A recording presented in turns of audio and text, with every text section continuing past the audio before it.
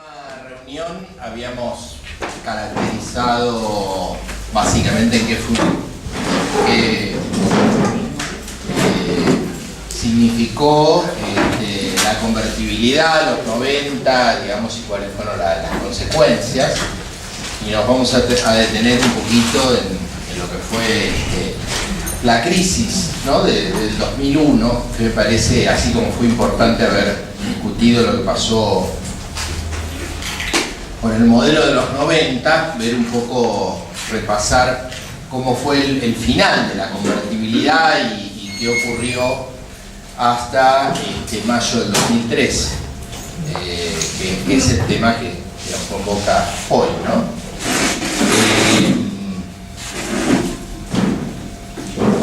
En la última reunión habíamos visto que el modelo de la convertibilidad había significado un cambio fundamental en la economía del país y que estructuralmente había implicado una profunda apertura de la economía a las importaciones, sostenida con endeudamiento externo, ¿no? Que el país había tenido un fuerte crecimiento de la deuda externa, tanto pública como privada, y que eso había permitido sostener profundos desequilibrios en la economía de nuestro país, tanto en lo que tiene que ver con el deterioro de las cuentas públicas, digamos un agravamiento de la situación fiscal, y también un agravamiento en el sector externo de la economía, ¿no? Donde el déficit de la balanza comercial empezó a hacerse cada vez más grave, y eso fue financiado en parte con las privatizaciones y en parte con el endeudamiento, y que progresivamente hacia finales de los 90 las posibilidades de sostener ese nivel de endeudamiento se habían ido terminando en forma gradual, en parte porque la propia dinámica de la situación del país iba reflejando un riesgo creciente para ese endeudamiento, y en parte porque las condiciones financieras internacionales se estaban deteriorando progresivamente y muchos países habían experimentado manifestaciones de una crisis y un agotamiento de ese modelo de apertura, privatizaciones y endeudamiento, y que eso se había reflejado en crisis que se habían transmitido en distintos países de la región, pero también en otras regiones del mundo, como los países asiáticos, y como en Rusia también. Y habíamos dicho que en realidad, más allá de la propia implementación de las políticas neoliberales, había un ingrediente sustantivo que generalmente no era sido visibilizado por estos gobiernos o por también los organismos internacionales y los países desarrollados, que tenía que ver con una crisis de un modelo financiero global que permitía esta especulación financiera, este endeudamiento, que posibilitaba una enorme ganancia financiera para los bancos y para los inversores especulativos globales, que en las fases donde podían aprovechar de estas altas tasas de interés tenían grandes ganancias, y que cuando las cosas empezaban a ir mal terminaban huyendo y digamos dejando las pérdidas para los estados, para las poblaciones, y que en aquellos casos donde algunos de estos inversores o estos bancos habían tenido algún tipo de pérdida, generalmente lo que ocurría era que existía algún tipo de compensación. Esto lo vamos a ver en detalle cuando veamos la reunión dedicada exclusivamente al tema internacional, pero este es un tema muy importante, ¿no? Porque generalmente esto se ha visto, por ejemplo, en la situación de Grecia, que está viviendo en estos años, por ejemplo, pero también ha sido característico en otras crisis del pasado, que en general el sistema bancario, el sistema financiero siempre tiene la capacidad de lobby para que otros le salven las pérdidas que siguen a las grandes ganancias que tienen. Por ejemplo, en el caso español, ¿no?, que también su situación financiera fue crítica hace unos años cuando empezó la crisis en Grecia, ¿sí?, tanto el gobierno español como la Unión Europea, ¿sí?, directamente le prestaron al país para que a su vez represte a los bancos, que fueron salvados en gran parte, por ahí no algunos, los más chicos,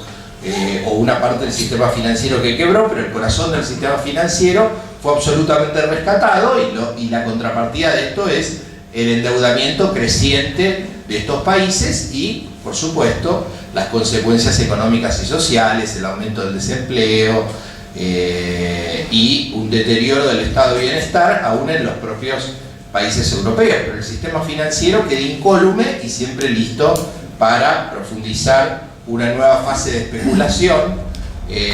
cuando al tiempo la situación financiera se estabiliza. Entonces están estos dos componentes, ¿no? El componente del deterioro local que se produce por las políticas neoliberales y, por otro lado, el contexto internacional. Y eso fue lo que terminó produciendo el colapso final de la convertibilidad, que, más allá de algunos parches que ya en la época de la propia alianza se habían tratado de implementar, como fue el blindaje y el megacanje que habíamos mencionado, lo cierto es que el Estado no conseguía créditos, y habíamos también visto cómo los cambios que se habían producido, particularmente en Estados Unidos, habían limitado la posibilidad de que la Argentina obtenga financiamiento de los organismos financieros internacionales, del FMI, del Banco Mundial y de los propios estados desarrollados, como había ocurrido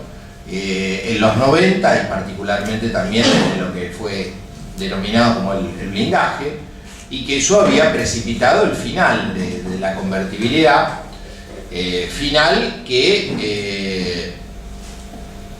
ya en el 2001 se avisoraba como un final absolutamente inevitable, ¿no? Y que bueno, se devoró varios ministros de Economía y que generó toda una serie de situaciones absolutamente críticas en el 2001 hasta el estallido final, ¿no? En primer lugar, digamos, la baja en los sueldos y en las jubilaciones, la aparición de las cuasimonedas, ¿sí?, como un mecanismo de tratar de tener alguna liquidez interna que paliara estos déficits que tenía no solamente el Estado Nacional, sino también las provincias, ¿no?, que sin el auxilio del gobierno nacional tuvieron que apelar a emitir bonos para que hubiera alguna forma de poder pagar los sueldos y las jubilaciones provinciales, ¿sí? Y que esta situación fiscal y externa del país se agravaba particularmente, o se agravó fundamentalmente, dijimos también, cuando en el año 99 Brasil tiene una gran devaluación de su moneda que agrava los desequilibrios internos a nivel del Mercosur y que generaba que gran parte de la producción que todavía se hacía en el país,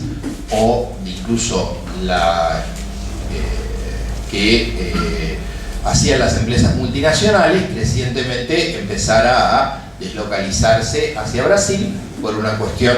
de costos, ¿no? O sea, como no había restricciones comerciales prácticamente en muchos sectores y se habían eliminado las barreras aduaneras, producir en Brasil, que tenía más escala y tenía menos costos en dólares por la devaluación, era mucho más conveniente que hacerlo aquí en la Argentina. Entonces todo eso iba engrosando un círculo vicioso de menos producción,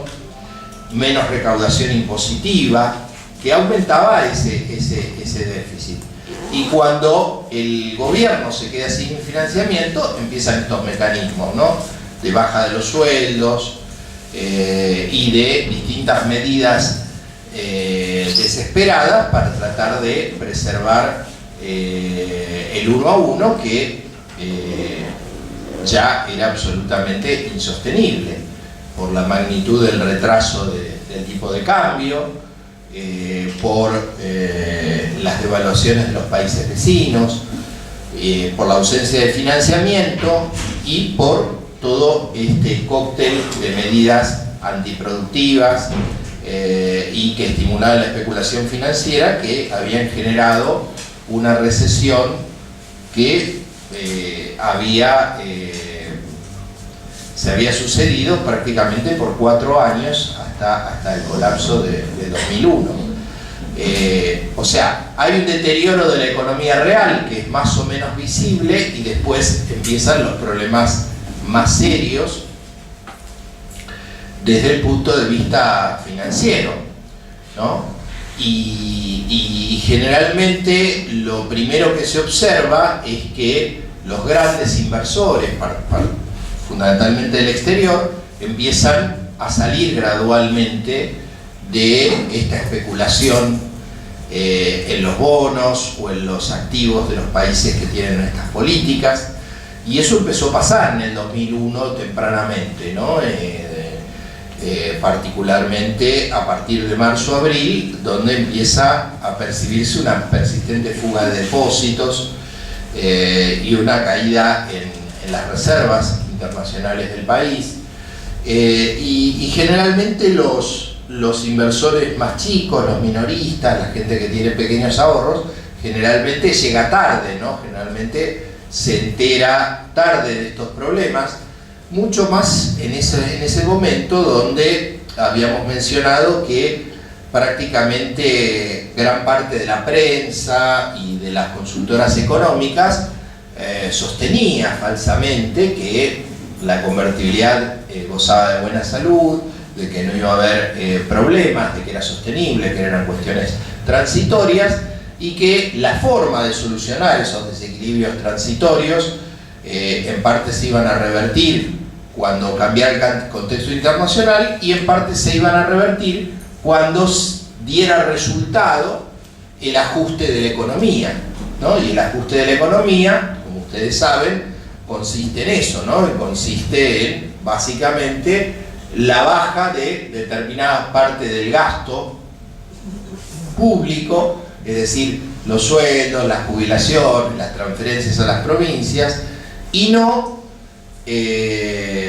la deuda, por supuesto, ¿no? Desde esa visión, o sea, lo único que estaba absolutamente garantizado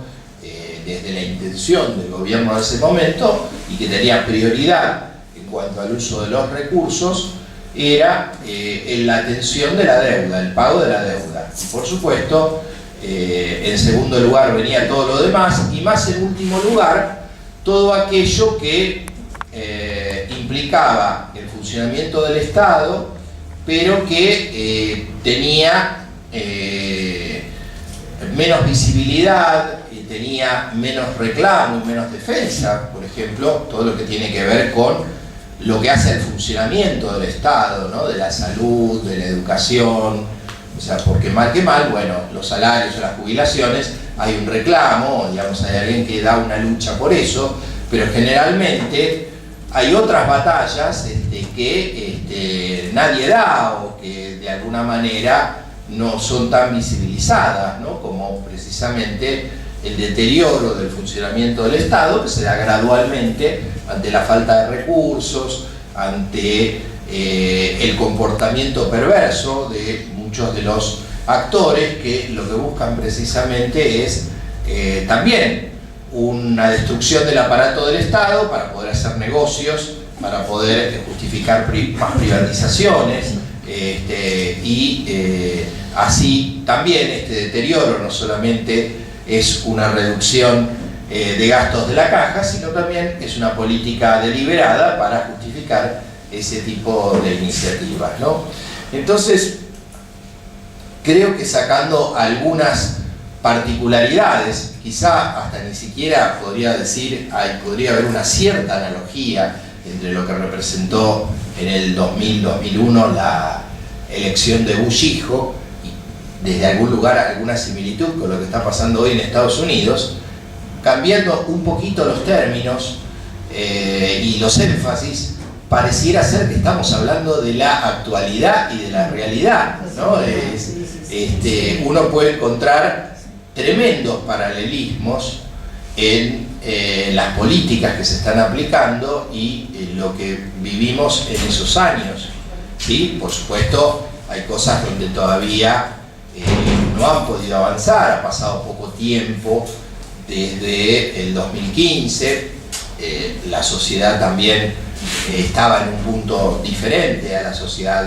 como habíamos visto del 89, con la hiperinflación, con una cierta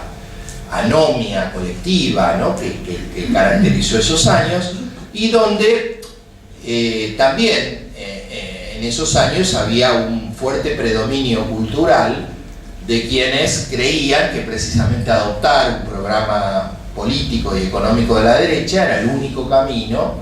para solucionar los problemas que en los años 80 se habían acumulado. Hoy por hoy, creo yo,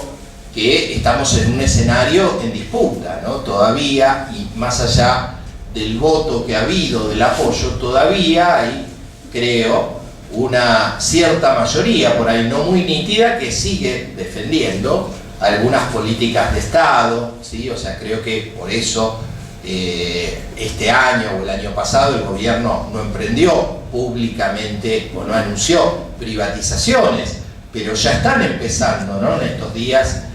ha habido declaraciones de funcionarios, por ejemplo, de Aerolíneas Argentinas, a pesar de que todavía tiene estándares de eficiencia importantes, ¿sí? Se empiezan a ver algunos trazos de intenciones con posterioridad a las elecciones, o incluso el ajuste, ¿no? O sea, digamos, el anuncio de un ajuste. Ayer yo veía en C5N un debate, por ahí algunos de los que están acá lo pudo ver. Se nombraron varias veces. Sí,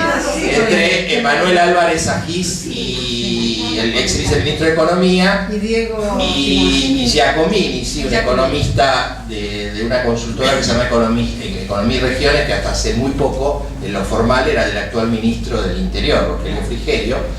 y que cuando el periodista, cuando Slotoviazda le preguntó acerca del déficit, o sea, decía, bueno, hasta los propios economistas de derecha dicen que es insostenible este endeudamiento y este déficit, ¿qué haría esta persona que, bueno, parece un libre pensador, pero creo que interpreta fielmente el pensamiento de gran parte del gobierno? Decía, bueno, hay que hacer retiro voluntario para 1 millón de personas, por ejemplo, ¿no? Sin ningún tipo de rubor, ¿no? O sea, en buen romance, o sea, la manera de solucionar los problemas del Estado no es, por ejemplo, digamos, este tipo de robos y desguaces que se hacen del Estado como del Correo, sino el problema es que sobran empleados públicos. O sea, en el fondo, todo este ajuste está de alguna manera demorado, porque electoralmente obviamente generaría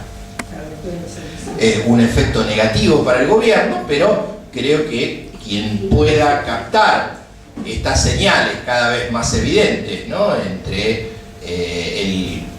discurso que tenía el gobierno, la realidad y las cosas que van empezando a dejarse ver, creo que queda claro que hay un consenso de que el endeudamiento no puede seguir de manera ilimitada, que no tienen ninguna intención tampoco de que este déficit sea cubierto por políticas de crecimiento o sea cubierto con impuestos a los más favorecidos, porque incluso el periodista le preguntó, bueno, si eran más impuestos o reducir el gasto, y quien respondió solo se refirió a temas de gastos, o sea, dijo, no habló de ningún impuesto que podría haber planteado como como otra forma de reducir esos desequilibrios, ¿no? Entonces, bueno, algo así también se veía en esos años, y lo cierto es que como consecuencia de varios años de políticas neoliberales, ¿sí?, es que la convertibilidad implosionó, ¿no? Implosionó como visiblemente, y implosionó a poco tiempo después de que el gobierno de ese entonces perdiera las elecciones legislativas, ¿sí?, casi al mes, o sea, en octubre fueron las elecciones, y en noviembre ya el drenaje de reservas y de depósitos era creciente. Varios bancos tenían serios problemas de liquidez, la prima de riesgo país, el riesgo país subía también de manera muy fuerte ante la ausencia de crédito internacional, ¿no? O sea, ya los mercados no le prestaban a la Argentina, el Fondo Monetario Internacional se había corrido también. Entonces empezó a haber también una suerte de ruptura entre los distintos bloques que habían sostenido a la convertibilidad, en particular los sectores industriales concentrados. Gran parte del empresariado industrial empezó a sentir fuertes